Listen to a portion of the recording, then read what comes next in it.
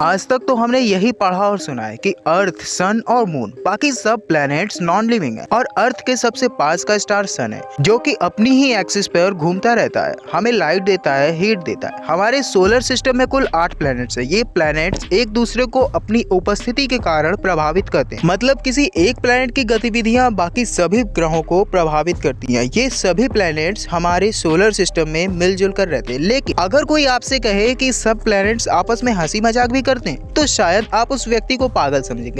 तू पागल है क्या? लेकिन अभी हाल ही में इन भाई लोगों के बीच में पता नहीं ऐसा कौन सा जोक चला कि सूरज भाई साहब हंस पड़े और नासा वालों ने इन भाई साहब की हंसते हुए तस्वीर भी खींच ली और ये बात हकीकत है। तो वो कौन सा जोक था जिसको सुनकर सन भी हंसे बिना रह नहीं पाया? चलिए जानते हैं आज के इस वीडियो में।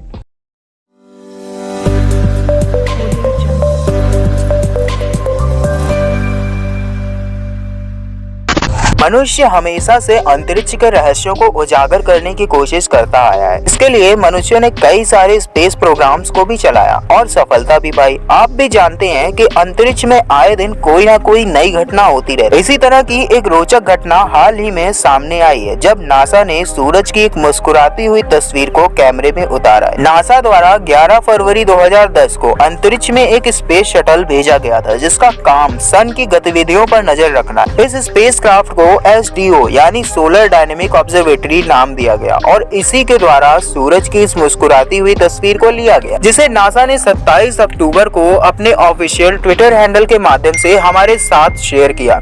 सूरज की इस मुस्कुराती हुई तस्वीर के पीछे के रहस्य को समझने के लिए आपको सूरज की संरचना को समझना होगा। इसलिए आगे के चैप्टर में हम सन के बेसिक स्ट्रक्चर के बारे में जानेंगे। हमारे सोलर सिस्टम के बीच में स्थित सन एक स्टार है, ये बात तो आप सब जानते हैं। इसी की वजह से धरती पर जीवन संभव है। इसकी संरचना को हम 6 पार्ट्स में डिवाइड करके समझेंगे। ये पार्ट्स कुछ इस तरह से हैं। कोर सन के बीच का हिस्सा या सबसे भीतरी हिस्सा होता है। ये सूरज का सबसे गर्म हिस्सा होता है, जिसका टेम्परेचर 15 मिलियन डिग्री सेल्सियस होता है। कोर के ऊपर का भाग रेडिएटिव जोन कहलाता है। ये सन का वो पार्ट होता है जहां से रेडिएशन जनरेट होती है और ऊपर के पार्ट्स को एनर्जी ट्रांसफर करने में इस पार्ट का इम्पोर्टेंट रोल होता है। रेडिएटिव जोन के ऊपर फोटोस्फेयर आता है, जहाँ फोटॉन्स बनते हैं और जिससे लाइट निकलती है। फिर इसके ऊपर आता है क्रोमोस्फेयर। यह रेड कलर का होता है, जिसका टेम्परेचर 6000 डिग्री सेंटीग्रेड से 10,000 डिग्री सेंटीग्रेड तक होता है। इसके बाद सन का सबसे ऊपरी हिस्सा आता है, जिसे कोरोना नाम से जाना जाता है, जो कि प्लाज्मा स्टेट में होता है। इस प्लाज्मा को सन का मैग्नेटिक फील्ड बांध कर रखता है। अब बात आती है कि सन मुस्कुराया कैसे।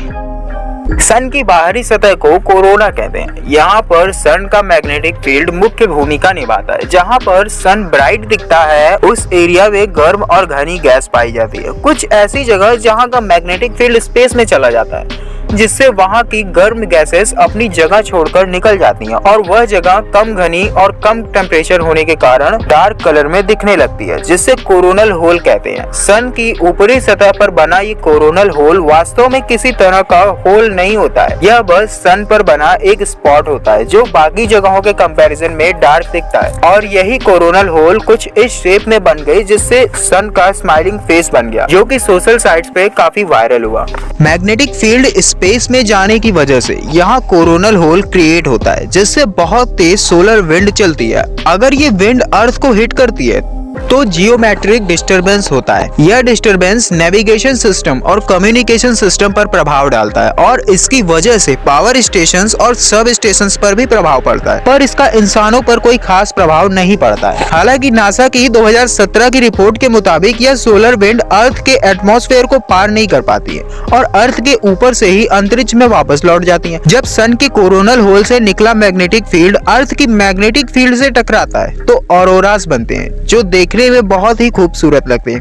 कुछ इस तरह की तस्वीरें शायद आपने कहीं ना कहीं देखी जरूर होंगी। इन्हें ध्रुवीय ज्योति के नाम से भी जाना जाता है, जो ज्यादातर ध्रुवीय क्षेत्रों के वायुमंडल के ऊपरी भागों में दिखाई पड़ता है। जब ये ऑरोरास नॉर्दर्न पोल्स में बनते हैं तो इन्हें नॉर्दर्न लाइट्स या ऑरोरास बोरेलिस कहा जाता है और साउदर्न पोल्स में बनने वाले ऑरोरा को साउदर्न लाइट्स या ऑरोरा ऑस्ट्रेलिस कहा जाता है। आज की इस वीडियो को यहीं पर खत्म करते हैं। वीडियो पसंद आया हो तो लाइक करो, सब्सक्राइब करो लेट्स अनअर्थ को। वीडियो को अपने दोस्तों के साथ शेयर जरूर करें। अगला वीडियो आप किस टॉपिक पे देखना चाहते हैं हमें कमेंट में बताइए, और अगर चैनल या वीडियो से रिलेटेड कोई भी सुझाव है तो वो भी हमें नीचे कमेंट में बता सकते हैं, या हमारे सोशल मीडिया हैंडल्स पे हमें डायरेक्ट मैसेज कर सकते हैं।